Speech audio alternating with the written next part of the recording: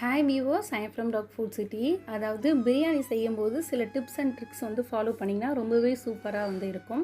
First நாங்கள் அடுப்பில் தான் செய்ய போகிறோம். பிரியாணி அதாவது ட்ரெடிஷ்னலாக அடுப்பில் செஞ்சால் தான் ரொம்பவே டேஸ்ட்டாக இருக்கும். தம் போட்டு எப்போதுமே நீங்கள் சிமெண்ட் தர தான் வீட்டில் இருக்குது அப்படின்னா அதில் கொஞ்சம் ஆற்று மண்ணோ இல்லை சைடில் வீட்டில் இருக்கும் இல்லையா, அந்த மண் எடுத்துகிட்டு பரப்பிட்டு அதுக்கு மேலே அடுப்பு வைக்கும் போது வெடிப்பு விடாமல் சீக்கிரம் இடியாமல் இருக்கும் அந்த சிமெண்ட் கட்டை தர.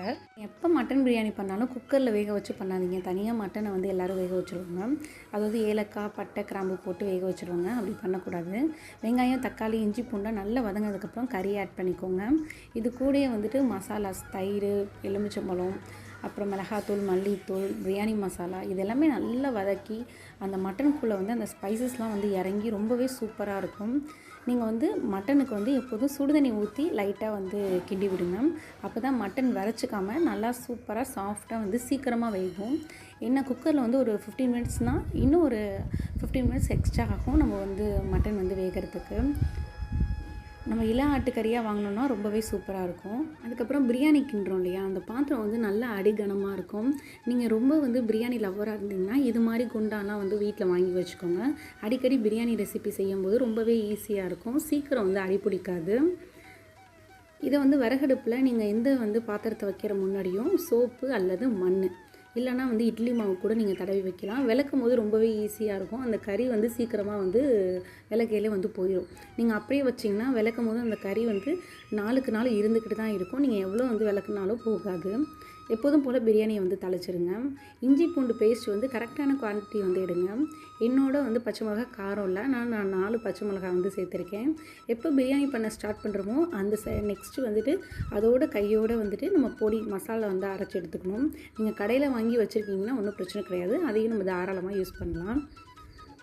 பாருங்கள், நான் சாப்பர் போர்டில் கட் பண்ணனால எனக்கு சீக்கிரமாக கிரேவி ஆகிடும். வெங்காயம், தக்காளி நல்லா கிரேவி ஆனதுக்கப்புறம் தான், அதாவது வெங்காயம், தக்காளி, இஞ்சி பூண்டு பேஸ்ட்டு, புதினா, கொத்தமல்லி, நான் தயிர் இதெல்லாம் ஆட் பண்ணியிருக்கேன். அதெல்லாம் நல்லா கிரேவி ஆனதுக்கப்புறம் தான் நம்ம மட்டனை ஆட் பண்ணணும். நீங்கள் பிரியாணியை ஜீரக சம்பா அரிசியில் பண்ணும்போது 1க்கு 1.5 தான் தண்ணி ஊற்றணும். அதுவும் தம் போட்டிங்கன்னா 1க்கு 1.5, குக்கர்லனா 1க்கு 2 ஊற்றிக்கோங்க. உங்களுக்கு சப்போஸ் பிரியாணி மசாலா பத்தலைன்னா ஆப்ஷனுக்கு நீங்கள் கரம் மசாலா தாராளமாக யூஸ் பண்ணிக்கலாம். அந்த பிரியாணி மசாலா ஃப்ளேவர்லேயே கண்டிப்பாக கரம் மசாலா அந்த ஃப்ளேவரை நல்லா கொஞ்சம் என்ஹான்ஸ் பண்ணிவிடும். அதாவது பிரியாணி மசாலா பத்தலைனா மட்டும்தான். அஸ் யூஷுவல் எப்போதும் நாங்கள் மல்லித்தூள், மிளகாத்தூள் கொஞ்சோண்டு ஆட் பண்ணிக்குவோம். மஞ்சத்தூள் மட்டும் நாங்கள் ஸ்கிப் பண்ணிடுவோம்.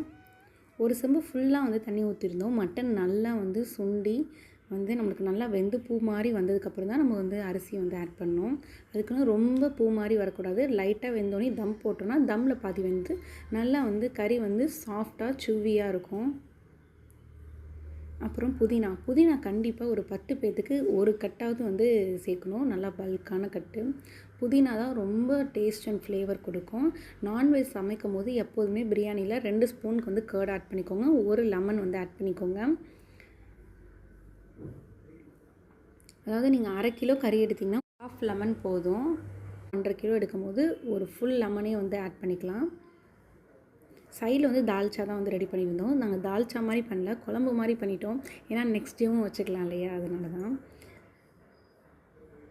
அதுக்கப்புறம் ரைத்தா இந்த சாப்பரில் தான் பண்ணோம். சில பேருக்கு சாப்பரில் பண்ணி ரைத்தா பண்ணால் ரொம்ப பிடிக்கும். சில பேருக்கு அந்த கொஞ்சம் மொத்தமாக இருந்தால் தான் ரைத்தா இன்னும் ஃப்ளேவர்ஃபுல்லாக இருக்கும்னு நினைப்பாங்க.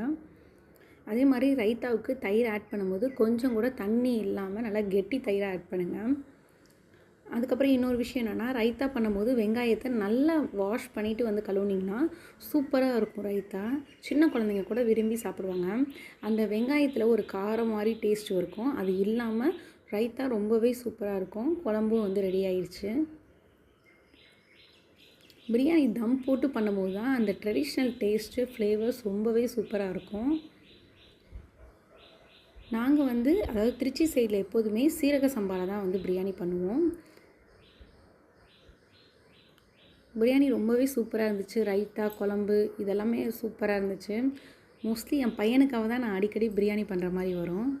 ஏன்னா என் பையனுக்கு பிரியாணினா உயிர். அப்படி சூப்பராக சாப்பிடுவான். டாடா பாய். நெக்ஸ்ட் வீடியோவில் பார்ப்போம்.